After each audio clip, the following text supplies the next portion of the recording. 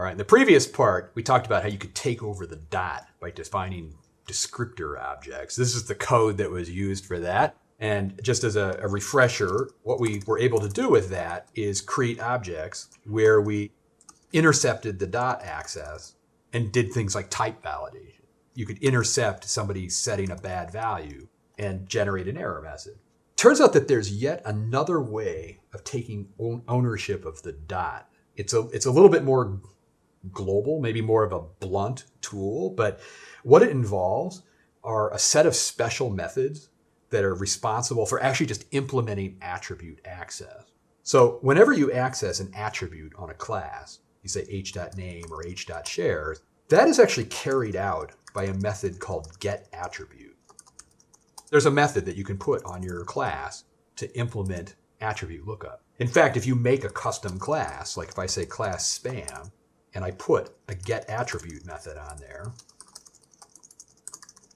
like getting name, you'll actually see that intercept every possible attribute, even if they don't exist. Just anything after the dot will get caught by that. So this is something that you could certainly plug into, is that. Turns out that programming with that is a little bit difficult. In fact, it's actually extremely rare to redefine that. But there's a related method that I want to mention instead. Turns out that one of the things that happens on an object sometimes is that you will access an attribute that isn't there. Going back to my H object here, if you access attributes that exist, you get it. But if you ever access something that is not there, like time, you get an attribute error. That is something that you can plug into as well. For example, if you have a class spam and you put a getAttr method on there, this is actually more of a fail-safe. What happens is it's only called for missing attributes. I'll make it print out what's happening here. Getting name. The idea on this is that if you have an object, let's give it some attributes. If you access something that exists, you'll just get it back. But if you access something that does not exist, we'll go into that failsafe. So it turns out that there's two different ways of capturing the get. You can either capture like all lookups, or you can catch bad lookups. Turns out that you can also capture the setting of an attribute.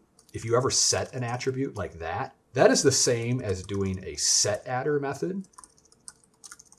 And you can also capture the deletion of an attribute. That's actually not as widely used, but like if you had an S here and you said delete s.x, that is actually the same as saying s del_attr x.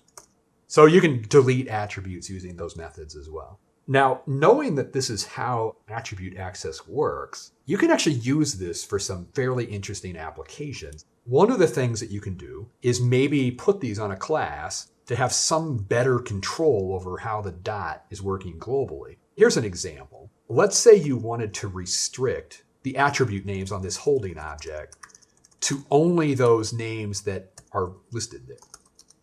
Like let's say you wanted to restrict the attribute. You could write a setAttr method and you could say, well, if the name is not in some approved list,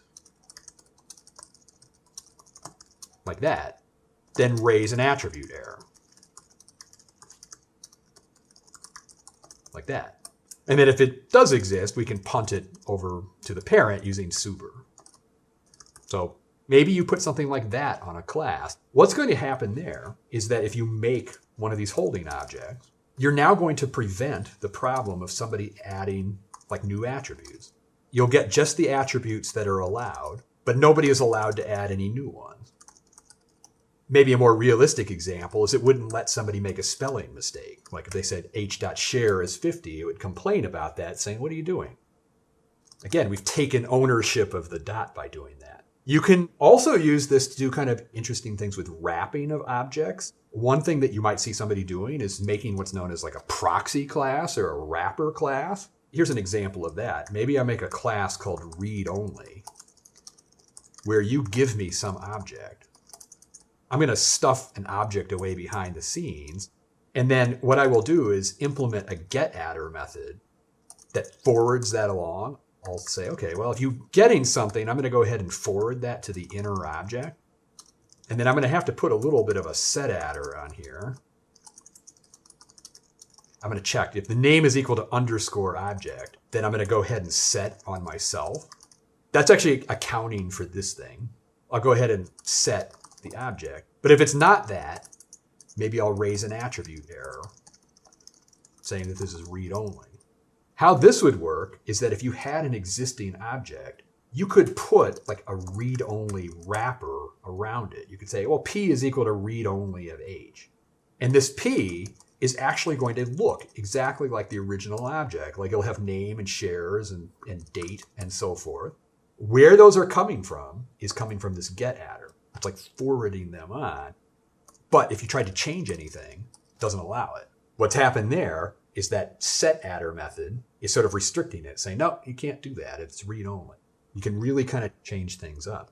One other place where this is used is as an alternative to inheritance. This is going to be kind of a wild example that I'm going to show here, but I'm going to go back to a class that we created earlier. In some of the earlier code, I made a portfolio object. You might remember this. So we had a portfolio object. Internally, it stored a list, and then it had some methods for getting the cost and doing for loops and things like that. One of the issues with that portfolio class, let's go ahead and run that so we can see it, is that even though it looks a lot like a list, it's missing a whole bunch of list methods.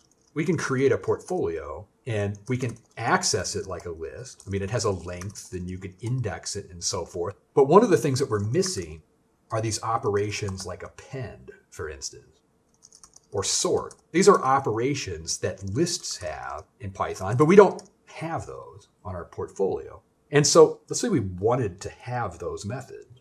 One of the things that you could do is maybe make portfolio inherit from a list. I mean, that would be one option. Like if we inherited from a list, we would pick up the methods. But that kind of feels a little wrong. I mean, yes, portfolio is list-like, but it's not really a list. I don't like the idea of just inheriting from list. So an alternative way to do it is you could manually add these methods onto the class. Like I could say, here's an append, which is essentially the same as self-holding's append item. You know, here's sort. Well, okay, I'm already in trouble because I can't remember the arguments to sort. There's like a bunch of options on that. Let's do insert instead. Index item. You're already kind of seeing the problem with this. What I'm doing is I'm having to re-implement the list interface where all I'm doing is just kind of forwarding things on. That's sort of annoying. So another way of doing that is to implement a getAdder method where I just kind of forward the request onto the inner list there. What's going to happen if I do that is that any access to some attribute that I don't know about, like I don't know about append or sort or anything like that, would actually get forwarded on to that inner list. And if you do that, here's what would happen. You would get this new portfolio object. Here's my portfolio. You would find that it magically acquires like an append method. There's the append, there's the insert method, there's the sort method. I mean, it's picking up all these methods of lists, partly because of this getAdder method. So what I could do is use those. I mean, I could say portfolio append, holding. I could make new objects and kind of add them in there. And it just works. This is another use of getAdders to do things like that. Essentially, you can take ownership of the dot, again, globally, and actually make it, forward it different places, restrict the set of attribute names, do things that look like inheritance, and so forth. So that's yet another way of kind of taking control over the environment. Very useful, again, in larger applications, libraries, and frameworks.